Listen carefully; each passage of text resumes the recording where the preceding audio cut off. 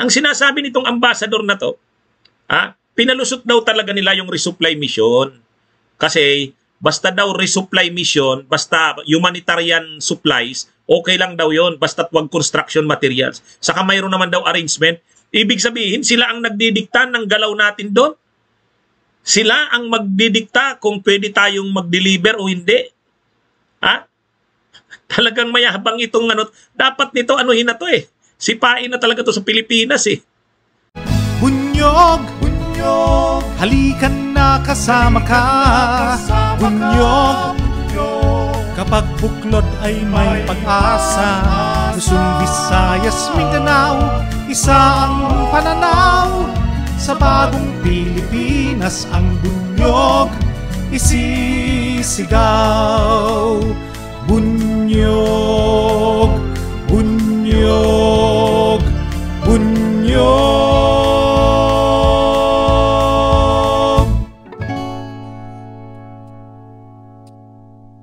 Matagumpay na pong naisagawa ng ating Coast Guard at sinuportahan ng ating Philippine Navy yung resupply mission. Nakapagpadala na po ng dagdag na mga supply, provisions o pangangailangan ng ating mga tauhan ng Philippine Marines na nakaistasyon doon po sa BRP Sierra Madre sa Ayungin Shoal. Kahit dito na naman sa pangyayaring ito, nagsalita na naman yung ambassador ng China, itong si Wang Shirian. Ang sabi niya, parang ganito, ang sinasabi niya, ano naman yan? Talagang pinalusot na namin yan. Pinalusot na namin yan kasi ano naman eh, una, humanitarian, makataong humanitarian. Kumbaga parang naawa sila. Lumalabas, ang gustong palabasin itong ambassador ng China sa Pilipinas, kabutihang loob pa nila. Yung pagkakakumpleto ng mission, ng resupply mission. Kabutihang loob pa nila na hindi nila ito hinarang, pinahirapan. Kasi daw, humanitarian reason, basta daw mga pang-supply ang dadalhin, okay lang daw. Noon daw kasing nakaraan, may construction materials daw yon, kaya binumba nila ng tubig. At mayroon daw special arrangement, kaya pinalusot na lang daw yun. Mayabang talaga itong ambassador na ito ng China sa Pilipinas. Dapat talaga nito. Sipain na, pauwi na dun sa China, ideklara na ng persona non grata dito sa atin. There has never been problem with the delivery of humanitarian supplies because there is a special arrangement for such. The problem was with the transportation of large scale of building materials. I think that's so far what I can share with you. Parang pinapalabas nito, sila yung nagdidikta doon. Kung makaka-deliver tayo o hindi, sila yon. Kaya tayo pinalusot ngayon kasi humanitarian supplies naman daw yon. Pangalawa, mayroong arrangement na doon. Parang nakiusap na tayo sa kanila na palusutin ang ating vessel. Ganon. Matindi tong ambassador na to. Ibig sabihin, tayo pa ngayon, atin yung Ayungin Shoal, bahagi yan ng ating exclusive economic zone. Sa katunayan, hindi nga tayo dapat nakikipagpatintiruhan dyan sa mga yan. Sino ba sila? May karapatan ba sila dyan? Saan ang karapatan nila dyan? Kahit yung diniscuss ko na ito, na kahit hindi nila kilalanin yung 2016 arbitral ruling sa UNCLOS, yung United Nations Convention on the Law of the Sea, pumirma sila doon. Pumirma rin ng Pilipinas. Anong nakalagay doon? Yung 200 nautical miles mula sa ating baybay, dagat, yung coastline natin. Pag sumukat ka ng 200 nautical miles sa ating exclusive economic zone yun. O ilang kilometer, ilang nautical miles ba yung Ayungin Shoal? 115. Pasok na pasok sa ating 200 nautical miles, kaya exclusive economic zone natin yun. Ano bang nakalagay sa exclusive economic zone? Mayroon tayo dong sovereign rights. Ang sovereign rights, tayo yung may karapatang manginabang. Tayo ang may karapatang mangisda dyan. Tayo ang may karapatang manginabang kung anong yaman man dyan. Energy, oil, o anuman. Tayo ang may karapatan dyan. Hindi dyan pwedeng mangisda ang mga dayuhan. Kasi ating fishing grounds yan. Exclusive economic zone yan natin. Pwede rin tayong magtayo dyan ng structures.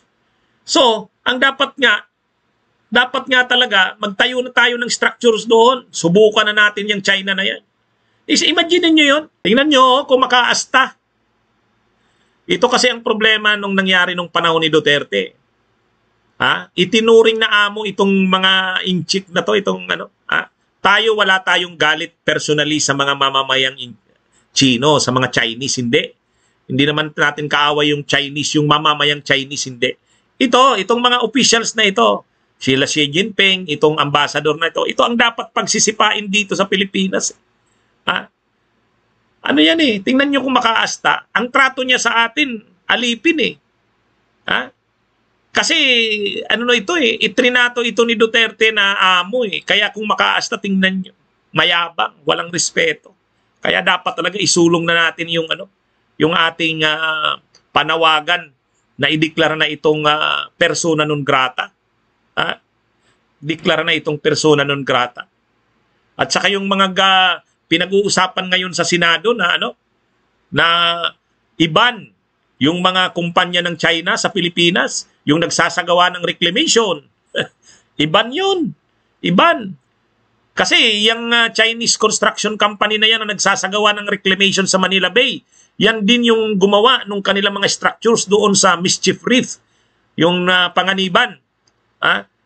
Sila ang nagsagawa doon. At itong Chinese ambassador na to, wala itong paggalang sa atin. Kaya dapat talaga actually may dapat na talagang gawin tayo. Hindi na pwede yung mga note verbal lang.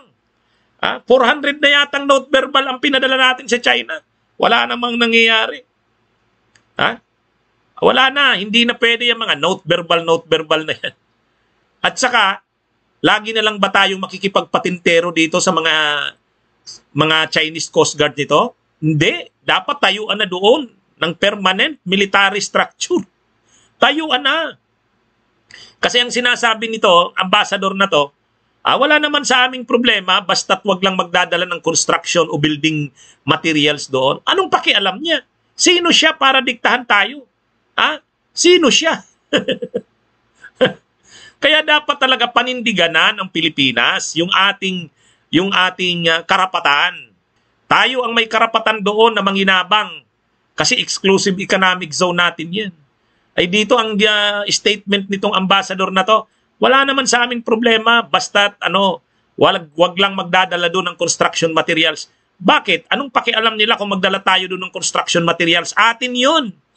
Exclusive economic zone natin yun. Hindi na lang, wag nang isipin yung arbitral ruling ng 2016. UNCLOS, convention mismo ng mga bansa, United Nations Convention of the Law of the Sea, at signatory doon ng China.